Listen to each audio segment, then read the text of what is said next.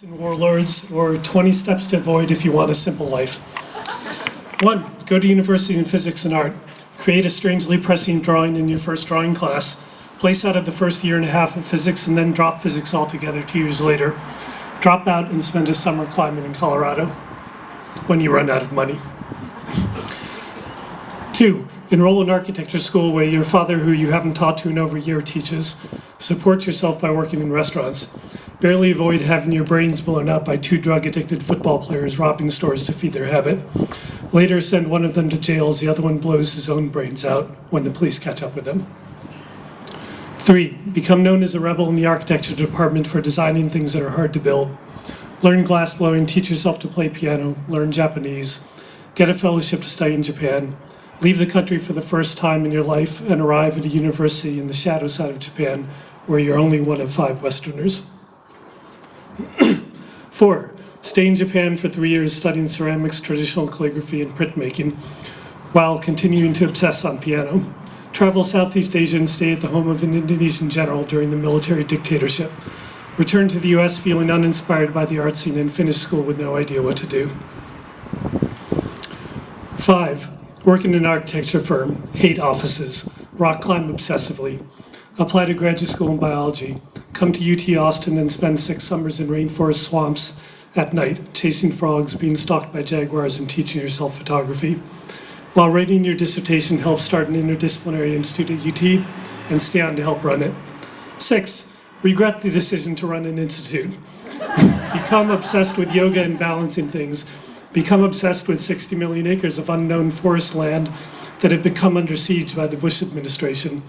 Start a photography project to document these places without a lot of thought to the fact that 60 million acres is a hell of a lot of land. 7.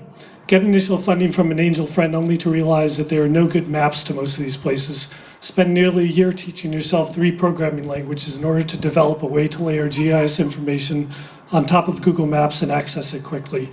Get invited to a national conference of GIS experts and Google employees to explain to them how you did this. 8. Recruit 5 famous photographers to help on the project, but cover 80% of the land yourself on foot and kayak because you can't raise enough money to support the others. Talk with scores of people on all sides of the issue. Travel often to DC to meet with politicians and conservation groups. Have an exhibit in the US Senate building and other exhibits around the country. Quit your job. 9. Be selected to be part of an exhibit focusing on the influence of Ansel Adams in American photography. Write most of an expensive coffee table book about the Roadless Project just as the bottom is dropping out of the publishing industry. Leave your marriage of 13 years. Throw yourself into a sea of guilt and self-recrimination. Get a hernia. 10. Regroup. Decide that you need to move out of documentary photography and back towards more expressive art. Get a visiting artist position at a foundation in Montana. Spend 3 months sketching, building, destroying, playing piano, and dancing alone. Film a music video that is later shown in an art museum. 11. Spend a Montana winter night in an old brick factory and find yourself wondering how people survive real tragedies like war and genocide. Come up with the idea of trying to photograph people from opposite sides of conflicts together. Become obsessed again. Call it the Enemies Project. Go to DC, meet with peacemakers and journalists. 6 months later, leave for Africa on your own dime. 12. Spend 4.5 months photographing and talking with survivors of horrific events in Kenya, Rwanda, and South Sudan. Go to the edge of an unstable oil-rich borderlands in Sudan on a peace mission with the U.S. Institute of Peace. Drink tea with a former warlord, a general, and merchants who used to be enemies. Hear stories of forgiveness that are almost beyond your ability to comprehend. 13. Find yourself back on the uncomfortable end of guns a few times and hang out with rappers and acrobats in the most dangerous slum in East Africa. Do pro bono work for conservation groups, nearly get pitched off the top of a transport truck for elephants, get kicked in the face in Kenya and slapped by a gorilla in Rwanda. 14. Return to the US and raise money through a Kickstarter, which is supported by a crowd of angels who all seem to think that you're doing something important. Return to DC and New York to meet with peacemakers and nonprofits. Spend hundreds of hours on email and phone. 3 months later, dance all night, start packing at 3 a.m. for an 8 a.m. flight to India. 15.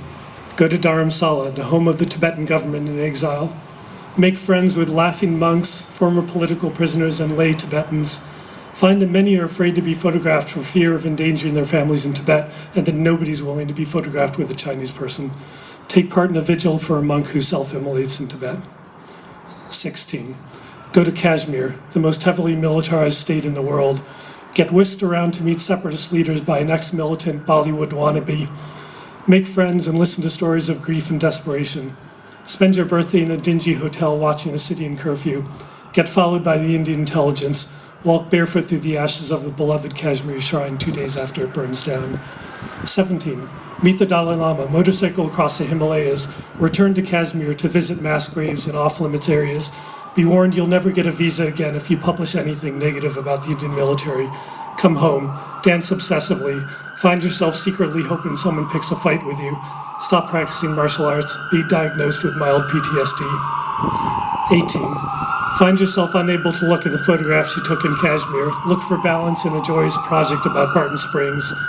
Weep and rage for 2 hours after a beautiful Christmas party. Get a midnight message from a Kashmiri poet who has decided the only path is jihad.